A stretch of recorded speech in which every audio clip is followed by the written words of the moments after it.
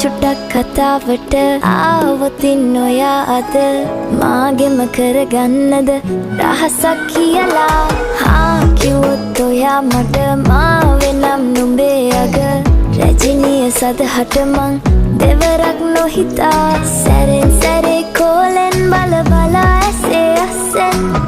බොරුවට එපා වගේ හිඳින්න එපා රවන්න එපා ටිකෙන් ටිකේ අහලෙන් පුරවලා හිතේ හිස්තැන්